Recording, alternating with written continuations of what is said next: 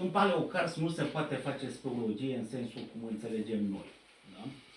Dar paleocarsul este important pentru că foarte multe resurse se află în paleocars. Da?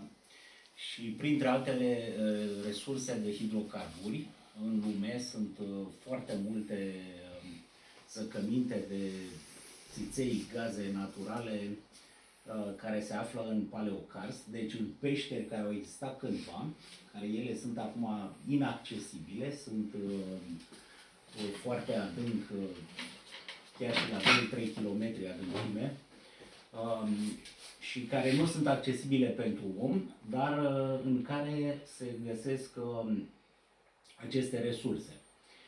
Studiul paleocarsului se face cu metode geofizice, da? Deci pentru că nu poți să intri acolo, nu poți să vezi nimic, trebuie să faci totul indirect prin metode geofizice. Și toată ideea este să reușești să vizualizezi și să cartezi, practic, faci o cartare a sistemelor astea de peșteri care au existat cândva de mult, prin metode geofizice.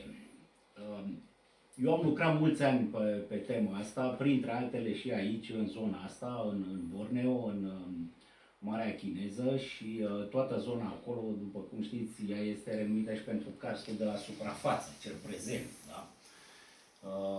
Deci, nu știu dacă am un pointer, haideți să vă arăt așa,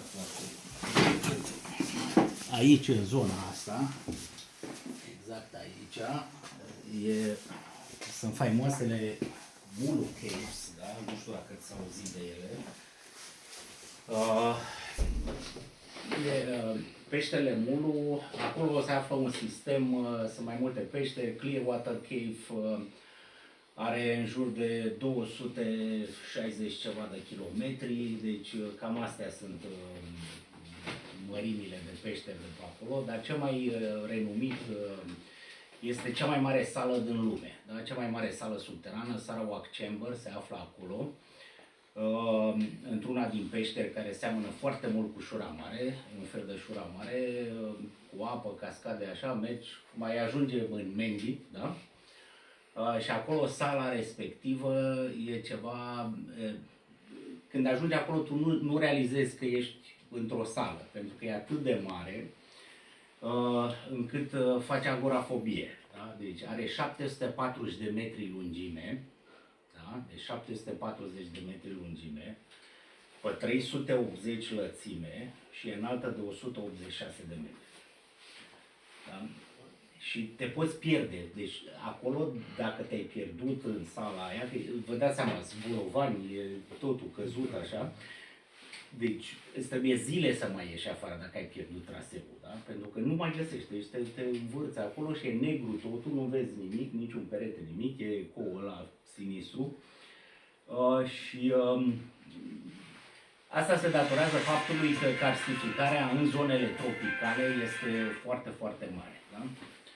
Bun, și toată zona acolo e karst și în zona indoneziană, Kalimantan și Sulawesi, astea sunt insule cele din dreapta.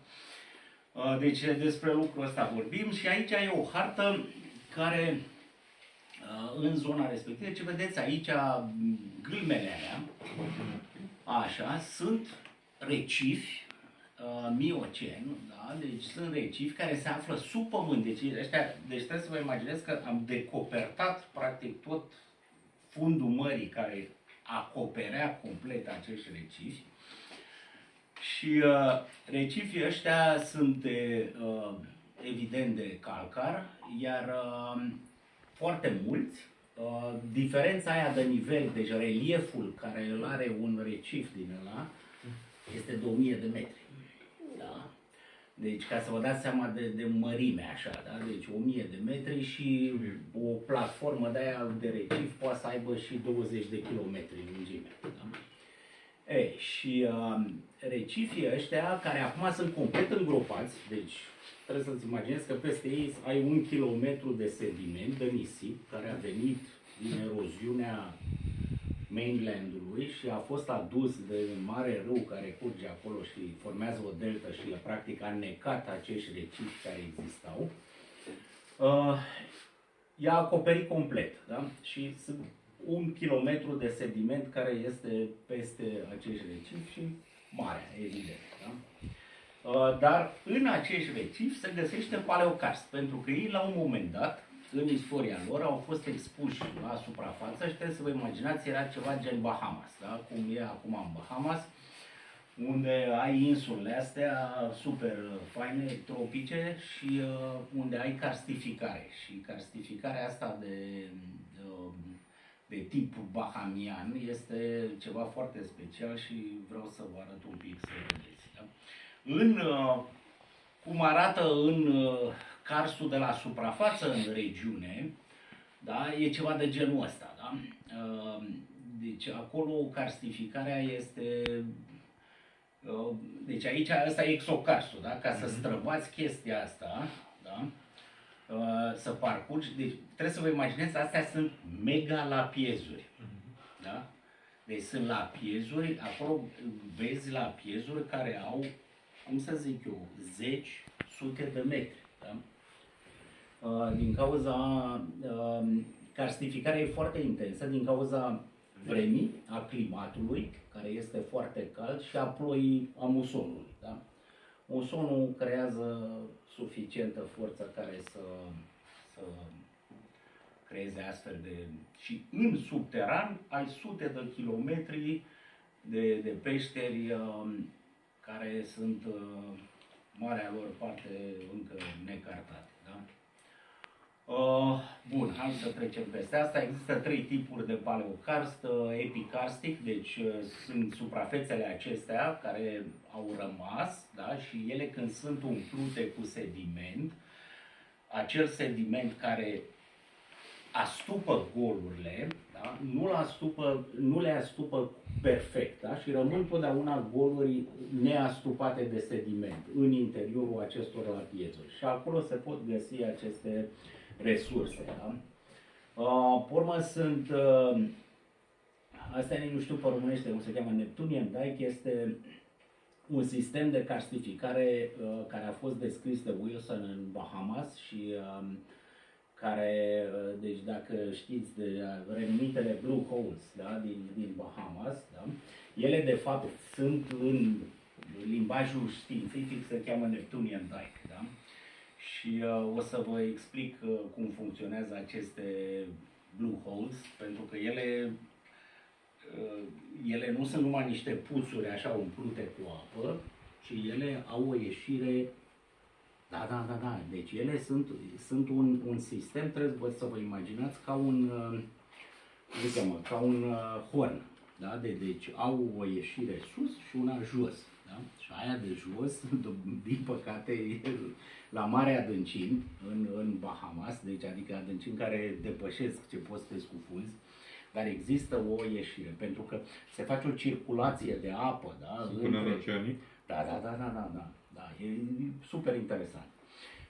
O să descriu asta scurt acum. Și pe urmă mai sunt aceste deci, sisteme karstice de peșteri care au intrat în colaps, da? Deci efectiv, deci, în timp s-a așezat sediment, a crescut greutatea stivei de sediment peste ăla și a doborât tavanul. Da? Și așa s-a...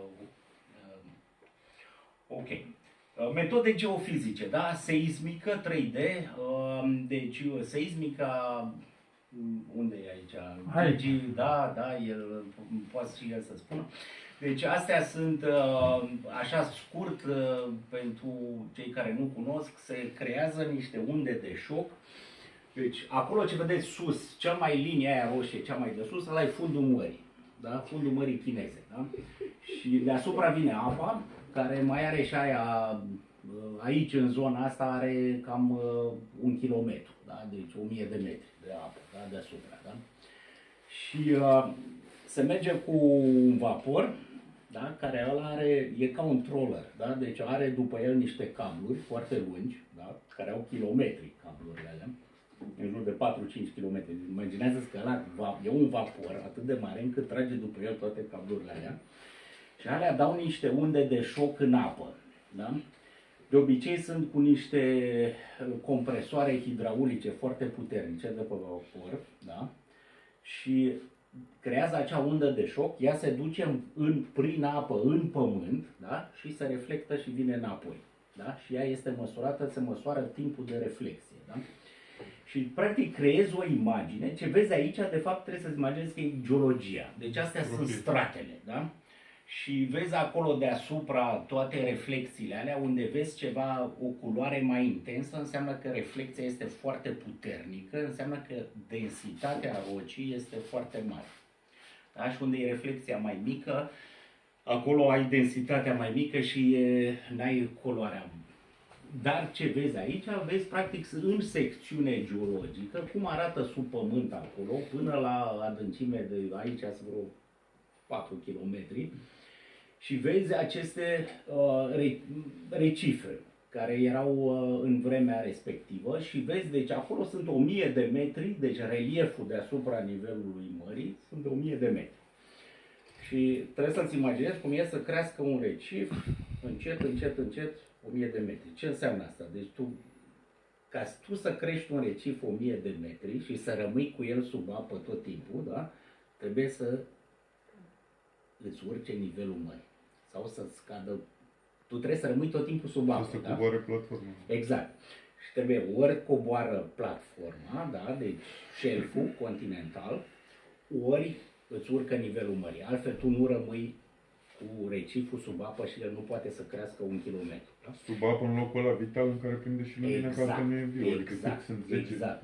Și un geolog, practic munca unui geolog în domeniul ăsta, asta este, tu trebuie să deslușești strat cu strat acolo din imaginile astea, dom'le, cum a crescut. La un moment dat vezi că în anumite secvențe apar orizonturi de astea de paleokarst, care ăla s-a format numai când reciful era expus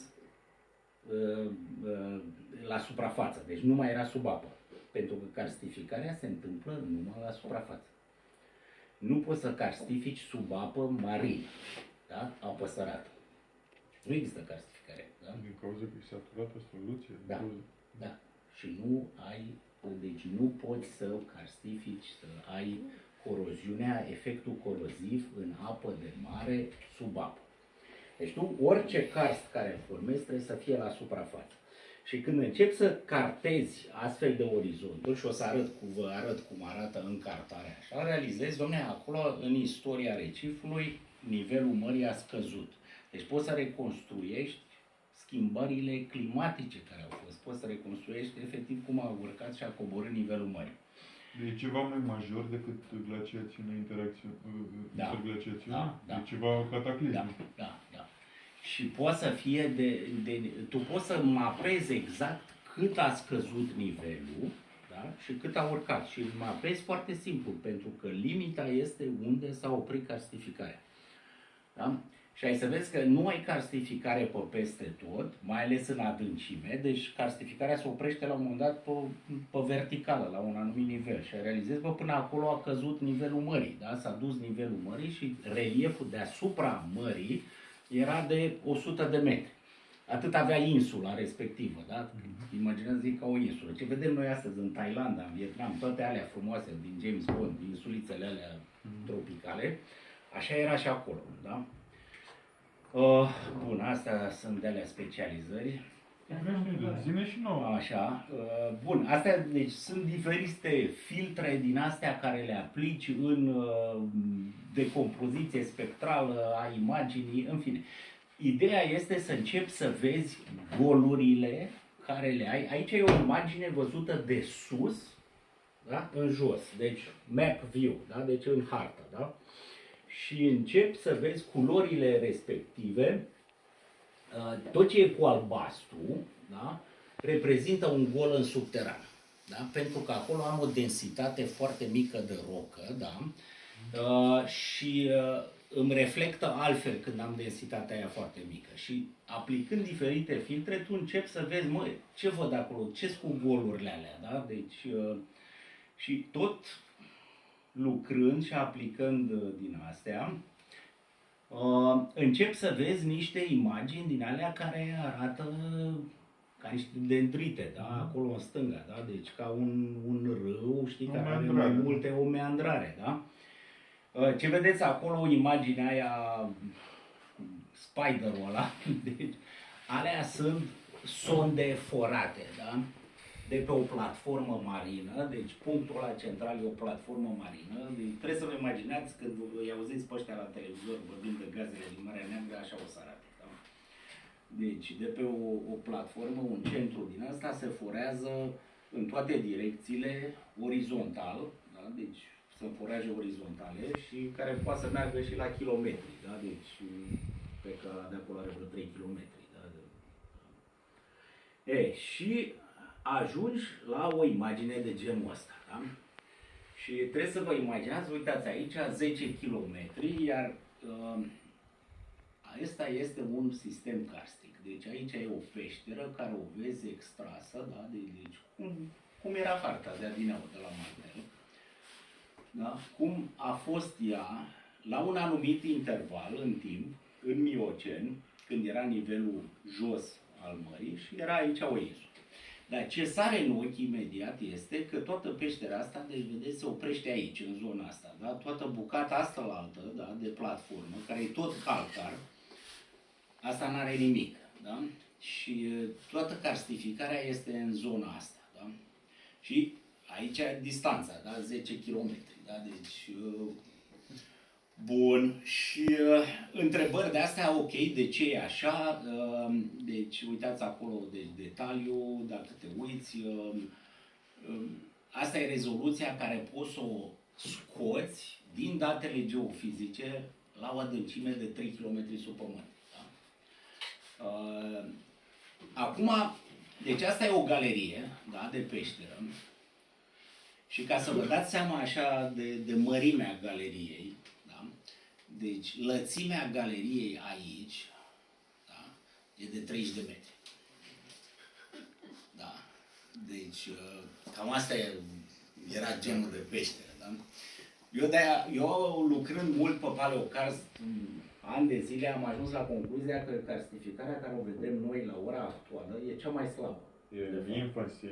Da, e cea mai slabă, deci marile peștere care au fost în Cretacicul superior, unde a fost cel mai puternic paleokarst, și în Miocen, da, unde erau giganti. Da, adică, pentru că erau altfel condițiile climatice și... Bun, și noi am analizat chestia asta, dom'le, de ce e karstificarea numai aici, ce mesaje putem să scoatem geologic din chestia asta, da?